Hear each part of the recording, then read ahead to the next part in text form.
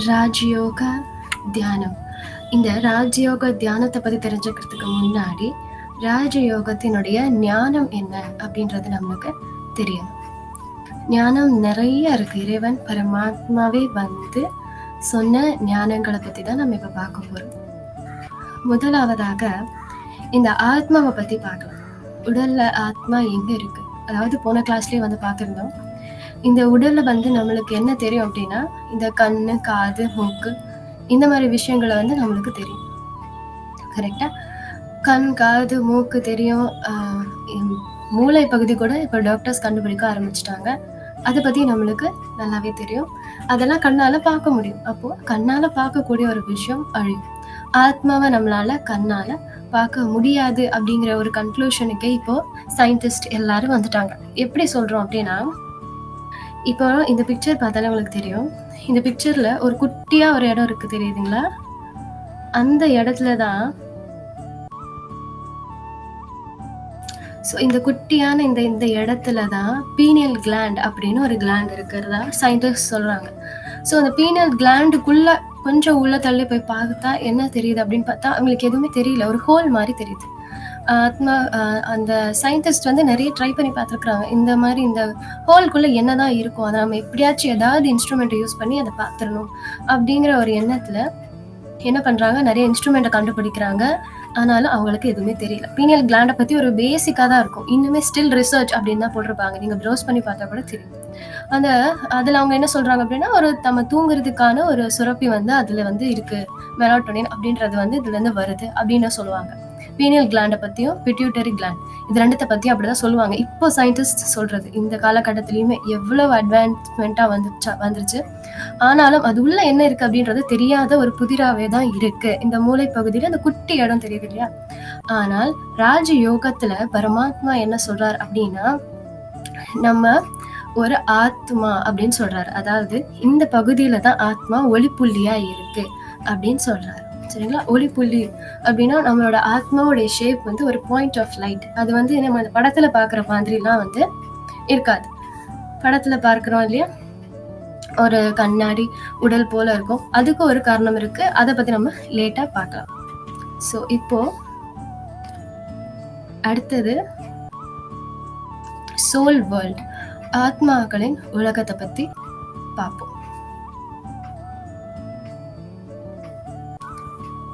ஆத்மாக்களின் உலகம் எப்படி இருக்கும் அப்படின்னா, இந்த ஒரு ஷேப் இருக்கு இல்லையா? நம்மளோட கோயில்கள்லாம் கூட இந்த மாதிரி ஷேப் தான் இருக்கும்.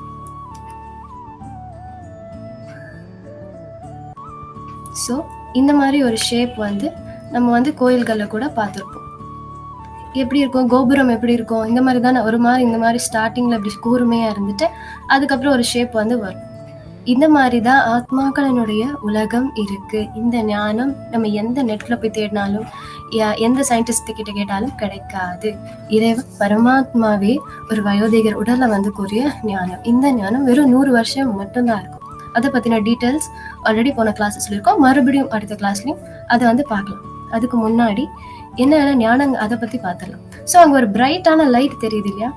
இந்த பிரைட் ஆன லைட் என்னது அப்படின்னு பார்த்தோம்னா, அவர்தான் பரம் ஆத்மா, ஆத்மாக்களின் தந்தை, பரம் ஆத்மா. அவர் வந்து உலகம் எப்படி வேணா பேர் வச்சு சொல்லுது. அல்லாஹ், ஜெஹோவா, அப்புறம் சிவன், ஈஸ்வரன், பரம் ஆத்மா, காட், இப்படி பல பேர்கள் இருந்தாலும் அவர் ஒருவர் தான், இறைவன் ஒருவர் தான். அவர் தான் இந்த ஒரு அழகான இந்த ஒரு ஆத்மாக்களின் உலகத்துல டாப்ல இருக்கிறவர். அவர் தான் வந்து தலைவர் மாதிரி நம்மளுடைய ஆத்மாக்கள் எல்லாருக்கும். இங்க இருந்துதான் ஆத்மா வந்து உடலை எடுக்குது. ஸோ நம்ம ரொம்ப நாளாக கேள்விப்பட்டிருப்போம், ரொம்ப நாளாக டவுட் இருக்கும். பிறந்ததுல இருந்து எல்லாருக்குமே ஒரு டவுட் இருக்கும், எங்கேருந்து வரோம், எங்கேருந்து போகிறோம் அப்படின்ற டவுட் இருக்கும். அப்படி பார்க்கும் பொழுது நம்ம எல்லாரும் இந்த ஆத்மாக்களின் உலகத்துல இருந்து தான் வரும். ஒரு ஒளிப்புள்ளியா தான் வரும். அந்த டிசைனே ஏன் அப்படி இருக்கு அப்படின்னா, யார் ஃபர்ஸ்ட் பிறப்பு எடுக்கிறாங்களோ அவங்க மேல இருந்து வருவாங்க. மேல் பகுதியில அவங்க வந்து செட்டில் ஆயிருப்பாங்க. ஸோ மேலே வந்து செட்டில் ஆயிருக்கிறாங்க இந்த மாதிரி. அதுக்கப்புறம் கீழே இறங்க இவங்கெல்லாம் லேட்டாக பிறவி எடுக்கிற ஆத்மாக்கள். ஸோ இந்த மாதிரி ஒரு ஷேப்பில் தான் ஆத்மாக்களின் உலகம் இருக்குது.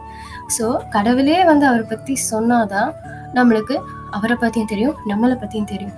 சரி, கடைசி 100 வருஷம், இந்த கல்பத்தோட கடைசி 100 வருஷத்துல எதுக்கு இந்த ஞானத்தை சொல்லணும் அப்படின்னா அதுக்கும் ஒரு பதில் இருக்கு. ஸோ இந்த மாதிரி தான் இருக்கும். இங்கே வந்து பூமி இருக்கு இல்லையா, இதுக்கு மேலே இந்த மாதிரி தான் ஆத்மாக்களின் உடல் இருக்கும், உலகம் இருக்கும். இதுக்கு நடுவில் ஒரு ஒரு ஒரு லேயர் ஆஃப் வேர்ல்டு இருக்கு, அதையும் நம்ம பொறுமையாக பார்க்கலாம். ஸோ இதுதான் ஆத்மாக்களின் உலகம். சரிங்களா? பிறப்பு இறப்பு எல்லாம் இப்படி தான் வரும். இன்னொரு ஒரு முக்கியமான விஷயம், நம்ம நினைச்ச நேரம்லாம் வந்து ஆத்மாக்களின் உலகம், அதாவது இறப்பு முடிஞ்சதுக்கு அப்புறம் வந்து டைரக்டா ஆத்மா மறுபடியும் இந்த இடத்துக்கு தான் போகுதா அப்படின்னா கிடையாது. மறுபடியும் அடுத்த பிறவி எடுக்கும். ஏன்னா கர்ம கணக்குகள், பாவ புண்ணியங்கள்லாம் இருக்கு இல்லையா. ஸோ எப்போ வந்து பாவ புண்ணிய கணக்குகள்லாம் செட்டில் பண்றோம், பாவத்தை முதல்ல அழிக்கிறோமோ அப்பதான் மறுபடியும் இந்த உலகத்துக்கு போக முடியும். ஸோ ஒன்ஸ் மேலேருந்து வந்துட்டா அகெயின் வந்து மேலே போக முடியாது. அது எப்போ போக முடியும்? கடவுளே வந்து கூட்டிட்டு போனாதான் முடியும். அதுவுமே கடவுளே வந்து கூட்டிட்டு போன நினைச்சாலும் நம்மளுடைய பாவ கர்மங்களை அழிக்கும் பொழுதுதான் நம்மளால இங்கிருந்து போக முடியும். ஸோ அதுக்கான நேரம் தான் இப்போ வந்திருக்கு. கடைசி 100 வருஷத்துல நம்ம இன்னும் கடைசி 10 வருஷத்துல இருக்கோம். ஆல்ரெடி கிட்டத்தட்ட 80+ இயர்ஸ் முடிஞ்சு போச்சு. ஆனால் ரொம்ப ரகசியமா இந்த ஞானம் யார் யாருக்கு போய் சேரணுமோ அவங்களுக்கு தான் போய் சேரும். இறைவனால் தேர்ந்தெடுக்கப்பட்ட குழந்தைகள் சில பேர் தான் அதுல இப்போ நீங்களும் இருக்கீங்க. ஸோ இந்த சைக்கிளை பார்த்தா நம்மளுக்கு இன்னும் நல்லா புரியும். அதாவது 4 யுகங்கள் இருக்கு. முதல்ல வந்து சத்யுகம், அந்த யுகம் இருக்கு. திரேதா யுகம், துவாபர யுகம், அதுக்கடுத்து கலியுகம். நம்ம இப்ப எந்த யுகத்துல இருக்கோன்ற கேள்வியே நம்மளுக்கு இருக்காது. ஏன்னா நம்ம இருக்கிறது கலியுகம்னு பக்காவா எல்லாருக்கும் தெரியும். எல்லாரும் வாயிலிருந்து என்ன வருது? கலி முத்தி போயிடுச்சு. அந்த வார்த்தை தான் நம்ம எல்லார்கிட்ட இருந்தும் வரும் இல்லையா?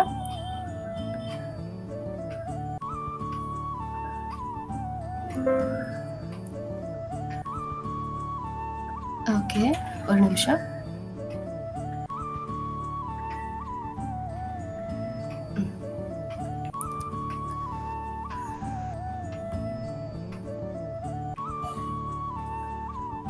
ஓகே, ஸோ களி முத்தி போயிடுச்சுங்கிற வார்த்தை தான் நம்ம எல்லார்கிட்ட இருந்து வரும், வாயிலிருந்து. அநியாயம், இவ்வளோ அநியாயம் இருக்கு, கடவுள் பார்த்துக்கிட்டு சும்மாவே இருக்காரு, எதுவுமே பண்ணலையே அப்படின்னு நம்ம சொல்லுவோம். ஆனால் நம்மளுக்கு முதல்ல இறைவனை பத்தி தெரியணும், இந்த வாழ்க்கை எதை நோக்கி போயிட்டு இருக்கு அப்படின்றத பத்தி தெரியணும். சில கட்டுப்பாடுகள் இருக்கு. இறைவனே வந்து ஹெல்ப் பண்றதுக்குமே ஒரு வரமுறை இருக்கு இல்லையா?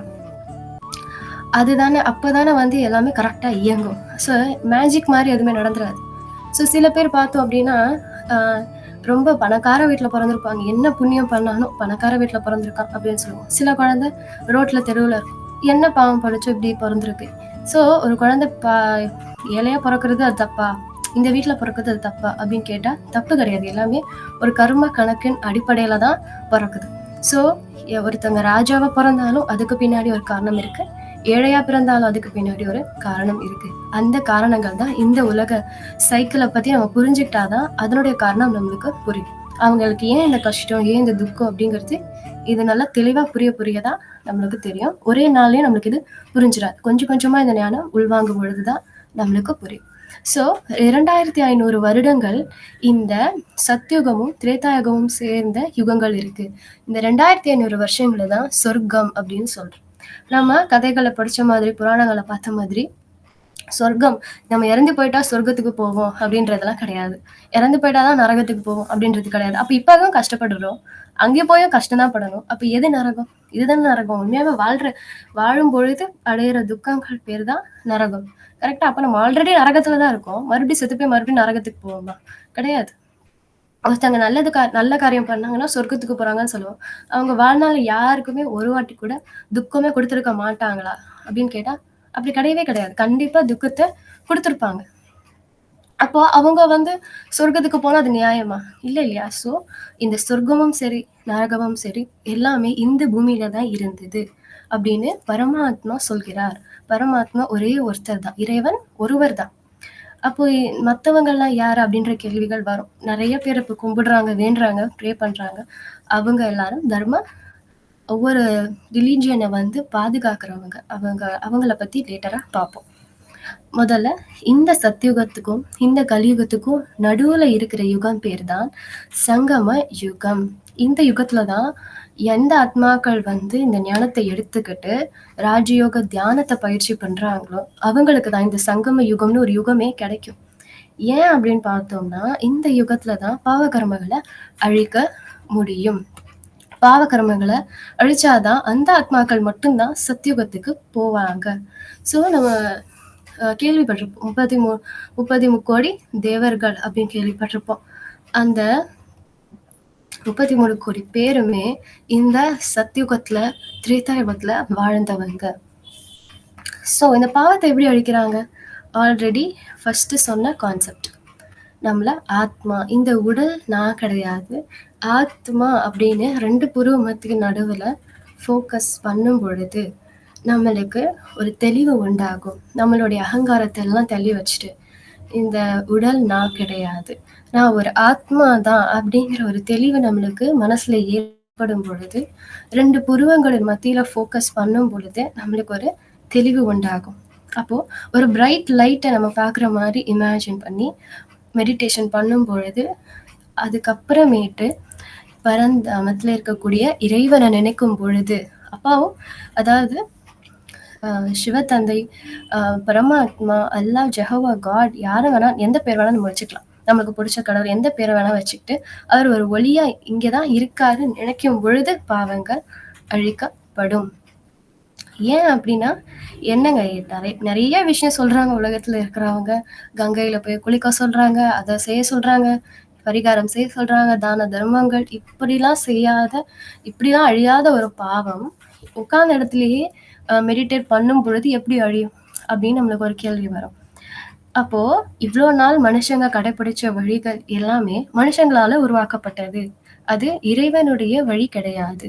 ஆனால் இப்போ இறைவனே வந்து சொல்ற ஞானம் தான் இந்த ராஜயோக ஞானம் மற்றும் தியானம். ஸோ எப்படி பாவங்கள் அழியும்? தன்னைத்தான் ஆத்மான்னு உணர்ந்து டெய்லி ஒரு 11 நிமிஷம் அட்லீஸ்ட் இந்த ப்ராக்டிஸை பண்ணும் பொழுது இறைவனே டைரக்டா நம்மளால அட்ராக்ட் பண்ண முடியும்.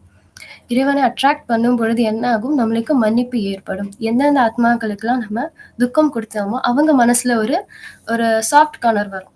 அப்போ அந்த ஆழமான பாவங்கள் எல்லாமே மன்னிக்கப்படும். இதுதான் பேக்ரவுண்ட்ல நடக்கும். நம்ம வந்து இந்த மெடிடேஷன் பண்ணும் பொழுது இதுதான் நடக்கும். அப்போ நான் ஆத்ம ஸ்திதியில தான் இருக்கேனா, ஆத்மா ப்ராக்டிஸ் கரெக்டா பண்றேனான்னு தெரியறதுக்கு நம்மளுக்கு சில சிம்டம்ஸ் ஏற்படும். 2 புருவ மத்திய நடுவுல ஃபோக்கஸ் பண்ண நம்மளுக்கு ஏதோ ஒரு லைட்டா ஒரு சென்சேஷன் நம்மளுக்கு தெரியும். நம்மளுக்கு தெரியாம இருக்காது. அப்ப நம்ம வந்து அந்த சிம்டம்ஸ் வச்சு நம்ம உணரலாம். ஓகே, கரெக்டா தான் நான் ஃபோக்கஸ் பண்ணிட்டு இருக்கேன்.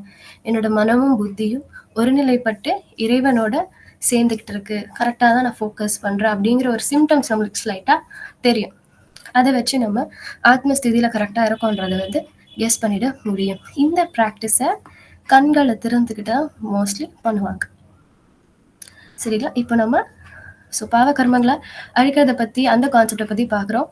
இன்னும் இந்த சங்கம யுகத்தினுடைய ஞானம் நிறைய இருக்கு. அதை தான் நம்ம இப்போ இருக்கிற இப்போ ஞானம் கிடைக்கிற எல்லாருக்குமே அந்த சங்கம யுகத்துக்கு வரணும் அப்படின்னு ஒரு விஷயம் இருக்கு.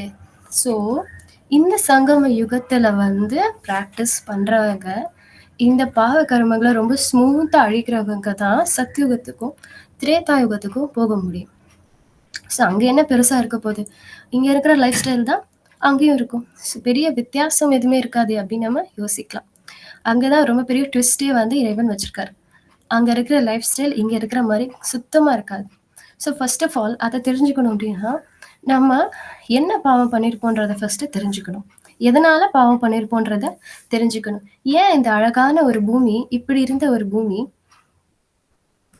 இவ்வளவு அழகழகாக இருந்த ஒரு பூமி ஏன் வந்து துவாபர யுகம் கலியுகமா மாறுச்சு? ஏன் எல்லாரும் இவ்வளோ கெட்டவங்களா மாறி இருக்காங்க அப்படின்னு நம்ம ஃபர்ஸ்ட் யோசிக்கணும்.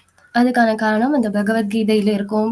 நிறைய புராணங்கள், நிறைய நூல்கள்ல அந்த தர்மத்தினுடைய புக்ல வந்து இருக்கும். அதுக்கான காரணம் காமம், கோபம், பற்று, பேராசை, அகங்காரம். இந்த 5 தான் மீதி இருக்கிற எல்லா விஷயத்தையும் உருவாக்கும். ஸோ அப்போ சத்தியுக திரேதாயுகத்துல வந்து காமம்னா என்னன்னு தெரியாதா? அப்படி ஒரு உலகம் இருக்குமா அப்படின்னு கேட்டா அப்படித்தான் இருக்கும்.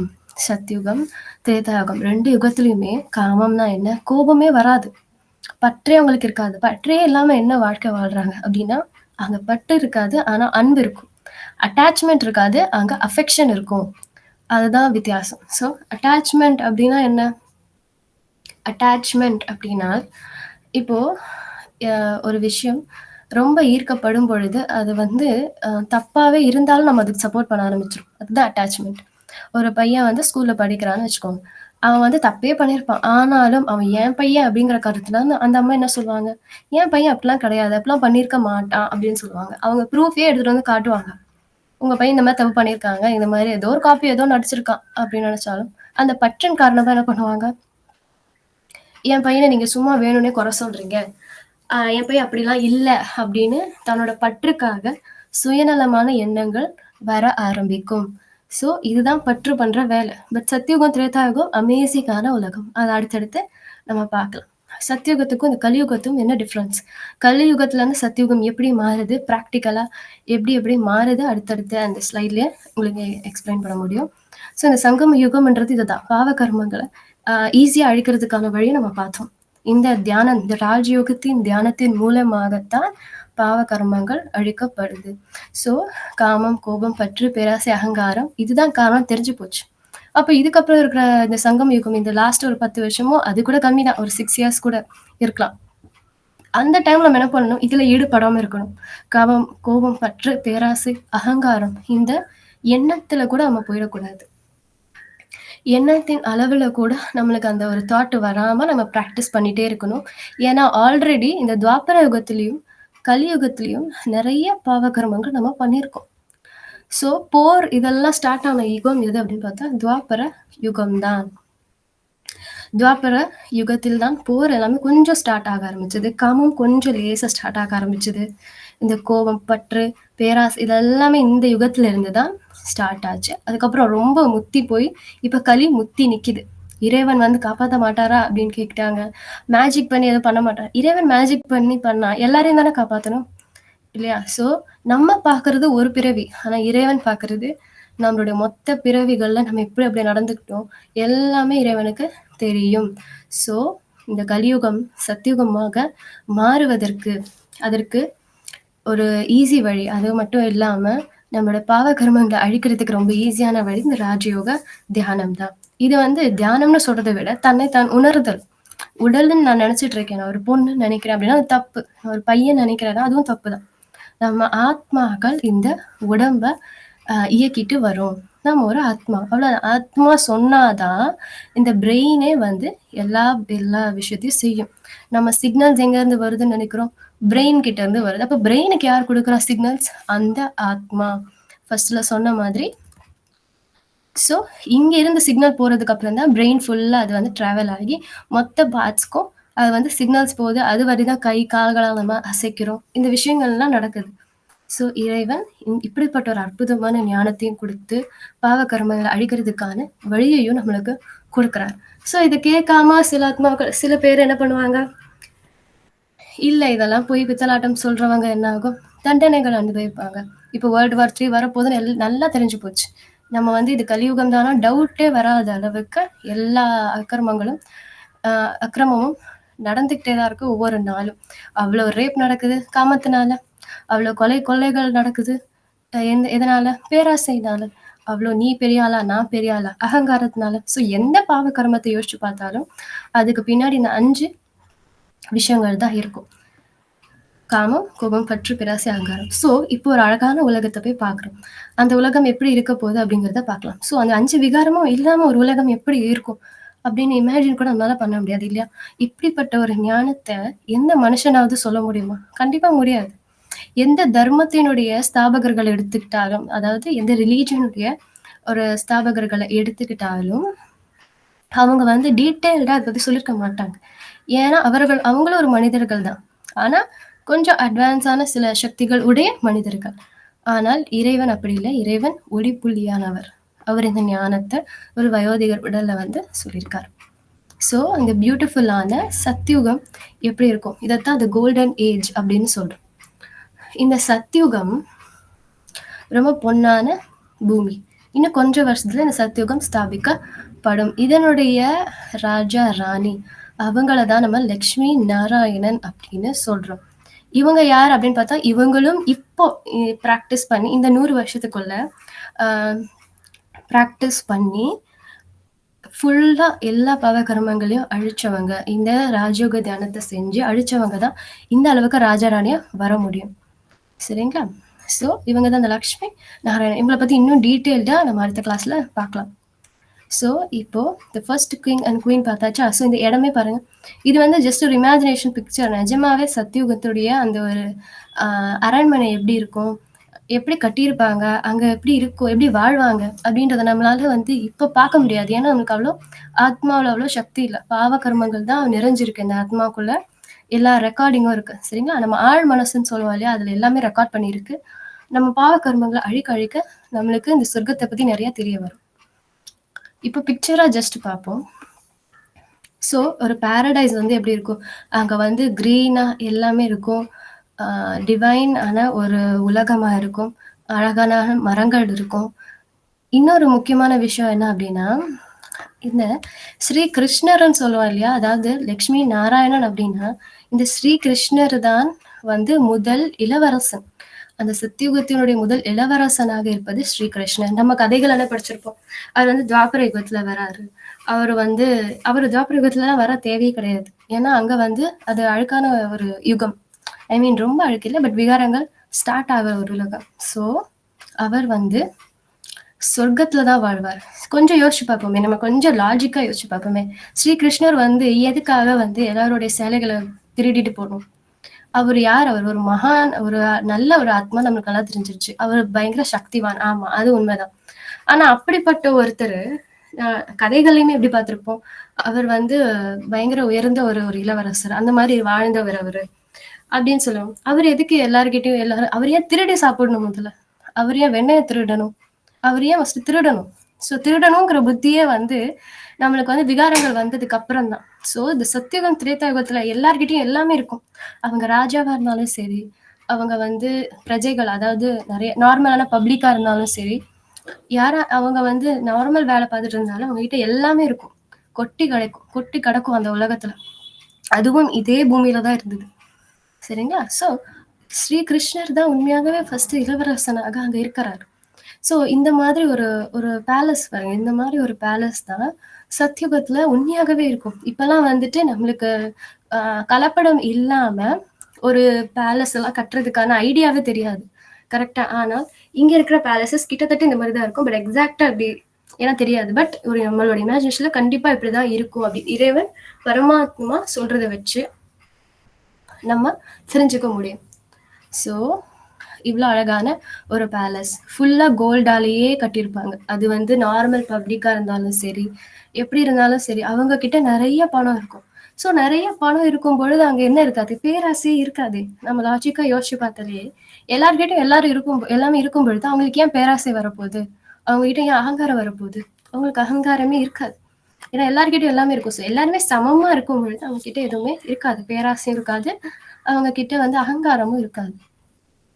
ஸோ இவ்ளோ பியூட்டிஃபுல்லான ஒரு பேலஸ். ஆனா வந்து ராஜாவினோட அரண்மனை ரொம்ப கிராண்டா இருக்கும். பட் பப்ளிக்கும் அதுக்கு சலைச்சவங்க இல்ல. அவங்களுடைய வீடுகளும் இன்னும் அழகா தான் இருக்கும்.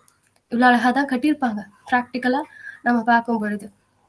ஸோ இப்ப இருக்கிற கட்டிடங்கள நம்ம பார்க்க முடியும். இதெல்லாம் நம்ம சொல்லவே தேவையில்ல. கொஞ்சம் பண்ணாலே இந்த ஏர்போர்ட் அந்த மாரிலாம் இடிஞ்சு விழுது. ஏன் அப்படி இடிஞ்சு விழுது அப்படின்னா, அவங்களுக்கு அவ்வளோதான் வந்து ஆத்மாவுல சக்தி இருக்கு. ஸோ பாவம் பண்ணி, பண்ணி நம்ம என்ன ஆயிடுச்சு அப்படின்னா, நம்மளுடைய டேலண்ட் எல்லாமே மங்கி போயிடுச்சு. ஸோ இப்பவே பார்த்தோம்னா தெரியும். சில கட்டிடங்கள் எல்லாம் எப்படி கட்டுனாங்கன்னே தெரியாது. கரெக்ட்டா நம்ம துவாபர யுகத்துல இருக்கிற கட்டிடங்கள பார்த்தா அதாவது சில கோயில்கள பார்த்தாலே தெரியும். அந்த கோயில் எவ்வளோ சுனாமி வந்தாலும் இடிஞ்சு விழாது. சில கோயில்கள், அ சில சிலைகள் அப்படிலாம் நான்லாம் கேள்விப்பட்டிருப்போம். இது என்ன இவ்ளோ நிலநடுக்கமே வந்தாலும் இதுக்கு ஒண்ணுமே ஆகல. எப்படி இப்படி கட்டியிருப்பாங்க? அப்படின்னு வியக்க வைக்கும் இல்லையா? ஸோ அப்ப இருந்த அவங்களோட சக்தி இப்ப கிடையாது. இப்ப இருக்கிறவங்களுக்கு கிடையாது. மறுபிறவி எடுத்து எடுத்து நம்ம தான் சக்தி இழந்து போயிருக்கிறோம். நம்மளே இதுக்கு முன்னாடி பிறவியில கொஞ்சம் சக்திசாலியா இருந்திருப்போம். அப்படி பல பிறவிகள் நம்ம எடுத்து எடுத்து சக்திகளை இழந்த நிலையில நம்ம இருக்கோம். அதனால நம்மளோட கட்டிடங்களும் ரொம்ப பலகீனமா இருக்கு. நம்ம தங்க மாளிகைகள் கட்டினவங்க மறுபிறவி எடுத்து எடுத்து இப்படி ஒரு செங்கல வச்சு கஷ்டப்பட்டு ஏதோ கட்டுற நிலைமைக்கு வந்திருக்கிறாங்க. சரிங்களா? ஸோ சத்தியங்க மாளிகைகள் இவ்ளோ அழகா இருக்கும். நம்ம பார்த்துட்டோம். இப்போ எப்படி வந்து டைமண்ட்லாம் வச்சு கட்டணும்னு தெரியாது. கட்டணும்னு தெரிஞ்சா கூட டைமண்ட் ஈஸியா கிடைச்சிராது இல்லையா? ஒரு கிராமே அவ்ளோ ரேட் வரும். அந்த அளவுக்கு இப்போ பஞ்சத்துல இருக்குது உலகம். அதுக்கு ஒரு முக்கியமான காரணமும் நம்ம வந்து பார்ப்போம். இந்த அளவுக்கு டைமண்ட வச்சே கட்டுற அளவுக்கு நாலேட்ஜ் கூட இப்ப கிடையாது. இப்ப இருக்கிற கலியுகத்துல வாழ்ற மனிதர்கள் நம்ம எல்லாருக்கும். ஏன்னா, ஆத்மா சக்தி இழந்து போயிருக்குது.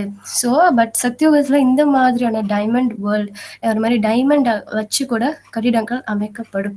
ஏன்னா, அவங்களுடைய பியூரிட்டி ஸ்டேஜ் அப்படி.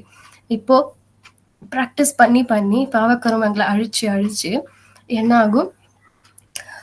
நிரந்தரமா ஃபுல்லா பாவக்கிரமங்கள அழிச்சிட்டாங்க அப்படின்னா, புண்ணிய உலகம் மட்டும் தான். அதாவது புண்ணியமான செயல்கள் மட்டும் தான் அவங்க செய்ய முடியும். அந்த மாரி ஒரு டேலண்ட் வந்து அவங்களுக்கு வந்துரும். அது எப்படி வரும் அப்படின்னா, ஏன்னா ஃபுல்லா அவங்க வந்து நல்ல சக்திகள மட்டும் தான் இறைவன் கிட்ட இருந்து வாங்கி இந்த மாரி ஒரு பயங்கரமான ஒரு உலகத்த அவங்களால உருவாக்க முடியும்.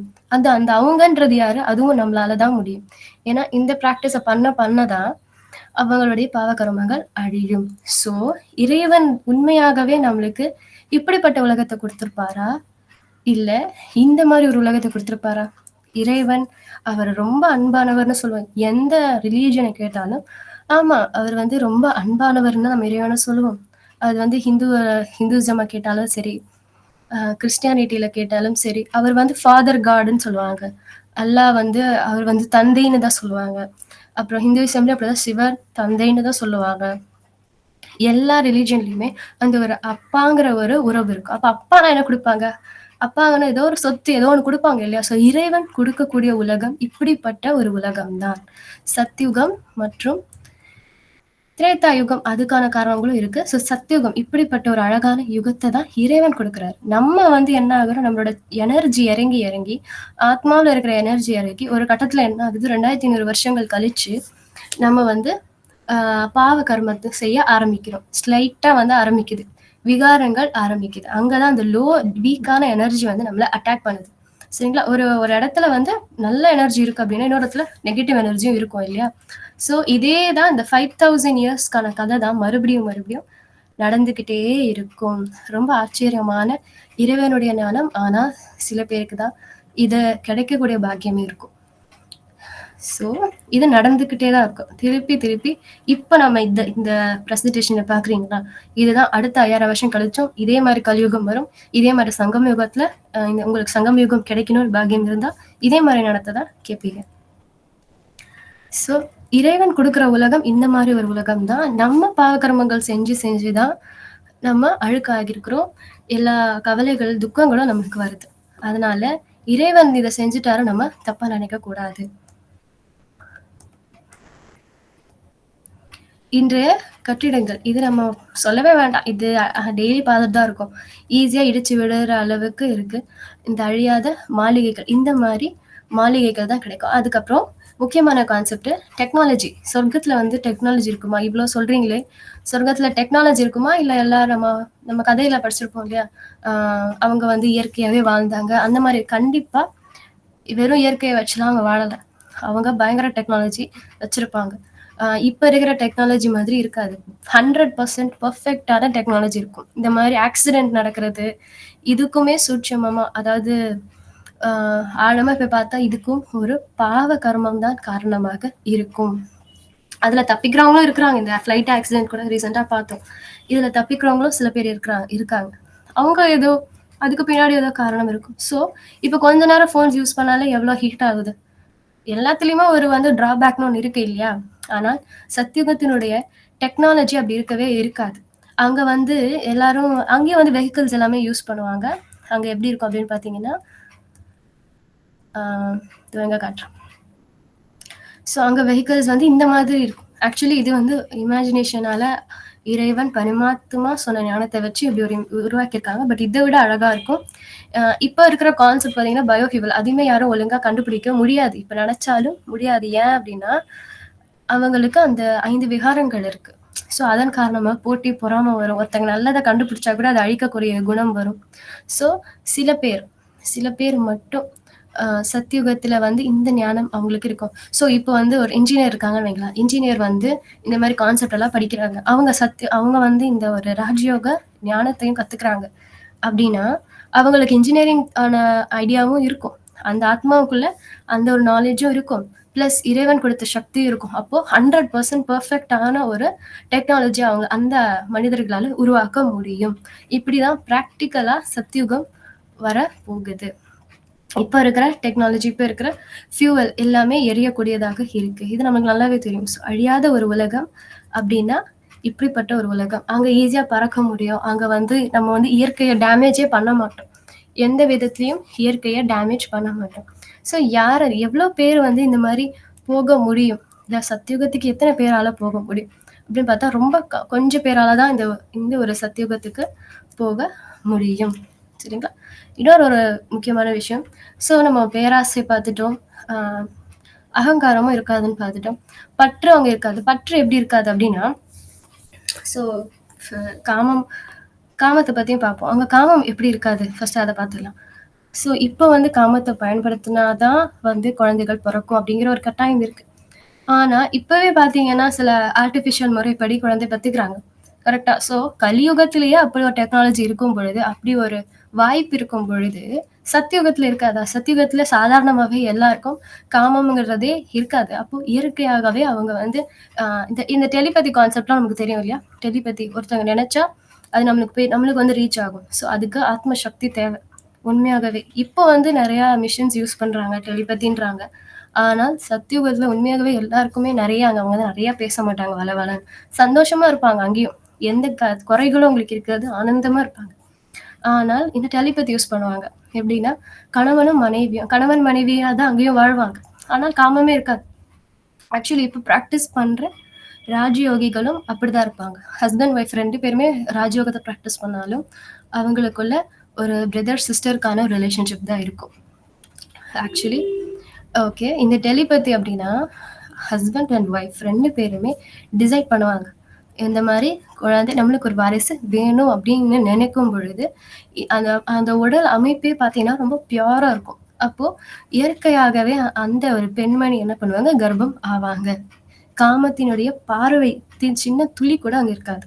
அங்க இருக்காதுன்னா என்ன அர்த்தம்? இங்க இருக்கிற அந்த 100 வருஷத்துல எத்தன பேர் அந்த மாரி பிராக்டிஸ் பண்றாங்களோ, காமத்த விடுறதுக்கு முயற்சி பண்ணிட்டே இருக்காங்களோ, அ கோபம், அகங்காரம், பற்று, பேராசை எல்லாத்தையும் விடுறதுக்கு முயற்சி பண்ணி, இறைவனோட வழியிலேயே போயி அந்த தியானத்த பண்றாங்களோ, அவங்களுக்கு வந்து இந்த வேர்ல்டு வார் 3 அப்புறம் அந்த பிரச்சனை இதெல்லாம் எதுவுமே பண்ணாது. கடைசி சூழ்நிலையிலயும் பெரிய வார் ஒண்ணு வரப்போகுது தான் கொஞ்சம் வருஷத்துல. வார் மட்டும் இல்ல, பயங்கரமான பிரச்சனைகளும் வரப்போகுது உலகத்துல. ஆனால் அவங்க மட்டும் காப்பாற்றப்படுவாங்க. இந்த கிறிஸ்டியானிட்டில கூட ஒரு கதை இருக்கும் இல்லையா? ஒரு பையன் வந்து ஒரு போட் வந்து செஞ்சிருப்பாரு. அ ஜீசஸ் கிரைஸ்ட் வந்து செய்ய சொல்லியிருப்பாரு. ஸோ அவனோட ஃபேமிலி மட்டும் காப்பாத்தப்படும். அது அவனோட ஃபேமிலின்றது கான்செப்ட் இல்ல. இந்த விஷயம் தான் அங்க அப்படியே கதைகள்ல காட்டப்பட்டிருக்கு. யார் இந்த ஞானத்தெல்லாம் ஃபாலோ பண்ணி பக்காவா ஆகுறாங்களோ, அவங்களுக்கு மட்டும் ஹெல்ப் கண்டிப்பா கிடைக்கும். மத்தவங்களும் பாவங்கள அழிக்கணும். அழிச்சாதான் ஆத்மாக்களின் உலகத்துக்கு போக முடியும். அதுக்கப்புறம் அவங்க டைம் எப்ப வரணும்னு இருக்கோ, அவங்க வந்து சத்தியுகம்னா சத்தியுகம். கொஞ்சம் சக்தி அந்த அளவுக்கு எடுக்கல, அந்த அளவு பாவத்த அழிக்கல, ஓரளவு அழிச்சிருக்காங்க அப்படின்னா அவங்க திரேதாயுகம். துவாபர, கலியுகத்துல இந்த நாலேட்ஜ ஃபாலோ பண்ணாதவங்க, துவாபர, கலியுகத்துல ஒரு பர்த்தா அவங்க வந்து எடுக்க ஆரம்பிப்பாங்க. ஸோ இந்த ஆதி சனாதன தேவி தேவதா தர்மம், இந்த சத்தியுகத்தினுடைய அந்த ஒரு தர்மத்தினுடைய பேர், அந்த ரிலிஜியனோட பேரு இதுதான். ஆதி சனாதன தேவி தேவதா தர்மம்னு சொல்லுவாங்க. சத்தியுக திரேதா யுகம் முடிஞ்சதுக்கு அப்புறமா இந்த துவாபர யுகம்னு ஒண்ணு வருது இல்லையா? இந்த துவாபர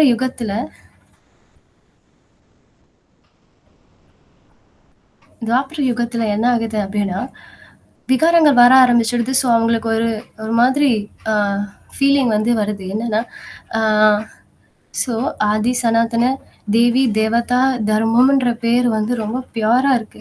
அந்த அந்த அளவு பியூரிட்டி வந்து அவங்க வந்து எடுத்துக்க முடியல. அவங்களால அந்த பேர வந்து எடுத்துக்க முடியல. அதனால என்ன ஆயிடுது, அவங்க வந்து கொஞ்சம் கொஞ்சமா பேர மாத்துறாங்க. சனாதன தர்மம்னு மட்டும் மாத்துறாங்க. ஏன்னா தேவி தேவதைகள்னு யார சொல்லுவாங்க? இங்க இங்க வாழ்ந்த மனிதர்கள் தான் தேவி தேவதைகள்.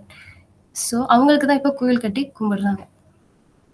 அவங்க யாரு? இப்ப பிராக்டிஸ் பண்ற ராஜயோகத்த பிராக்டிஸ் பண்ற ஆத்மாக்கள். ஸோ தேவி தேவதா தர்மம்னு அவங்களால சொல்ல முடியல. வெறும் சனாதன தர்மம் அப்படின்னு சொல்றாங்க. காலப்போக்குல இந்த கலியுக இறுதியில வரும்பொழுது என்ன ஆயிடுது? ஹிந்து தர்மம்னு பேரா மாத்திக்கிறோம். நம்ம தான் நம்மளோட ஆழ் மனசுல தான் நம்மளுக்கு அந்த தாட் வருது. இவ்ளோ பியூரா நம்ம இல்லையே அப்படின்னு நம்மளோட மனசு, ஆழ் மனசு சொல்லும் பொழுது, கான்ஷியஸ் மைண்ட் என்ன பண்ணுது? ஹிந்து தர்மம் அப்படின்னு நம்ம பேர மாத்திக்கிறோம். ஸோ மறுபடியும் இறைவன் வந்து என்ன செய்றாரு? இந்த ஒரு ராஜயோகத்த சொல்லி சத்யுகத்த ஸ்தாபனை செய்ற காரியத்த இறைவன், பரமாத்மா, அல்லாஹ், ஜெகோவா காட் யார் வேணா நினைச்சுக்கலாம். அவர் செய்கின்றார். ஸோ இதுதான் இந்த சத்யுகம் ஸ்தாபனை ஆக போகிறது அப்படிங்கிற ஒரு விஷயம். இதுக்கு தான் நம்ம ராஜயோகத்த கத்துக்கணும்.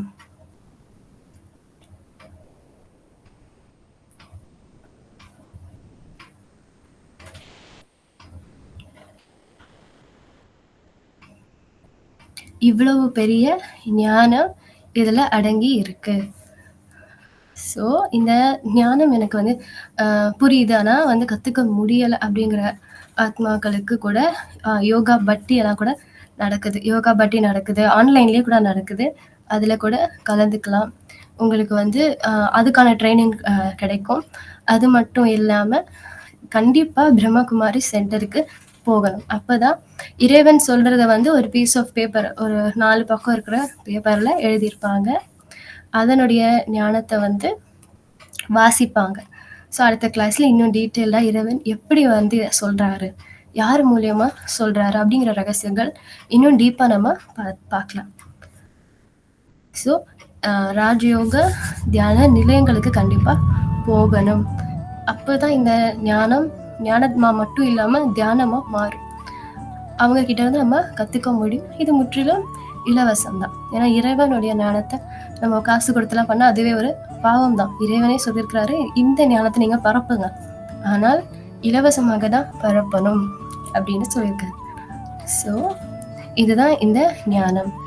ஸ்வர்க்கத்தில் எங்கேயுமே வந்து கோயில்கள் அந்த மாதிரி இருக்காது. அதுக்கப்புறம் சர்ச் இருக்காது, மசூதி, இந்த மாதிரி எந்த ஒரு ஸ்தலங்களும் இருக்காது. ஏன்னா இறைவனை நம்ம அங்கே தேடவே தேவையில்லை. ஏன்னா இறைவனை எப்போ தேடுவோம் அப்படின்னா துக்கம் வரும்பொழுது தான் இறைவனை தேடுறோம். அப்போது துவாபர யுகங்கள் கலியுகங்களில் தான் வந்து இந்த கோயில்களே அமைக்கப்படுது. ஏதோ ஒரு துக்கம் வருது அப்படிங்கிறதுனால தான், ஏதோ நிம்மதி இல்லாமல் போகும் பொழுது தான் இறைவன் அப்படிங்கிற ஒருத்தரை ஆழ் மனசுலேருந்து நமக்கு ஞாபகம் வருது. ஏதோ ஒன்று அவர் கொடுத்துட்டு போனார் போன கல்பம் கூட தெரியாது. எப்பயோ இவர் ஏதோ இறைவன் ஒருத்தர் வந்து கொடுத்தாரு, அதை வந்து நம்ம திருப்பி அடையணும். அது என்னன்னு கூட நம்மளுக்கு சொல்ல தெரியாது.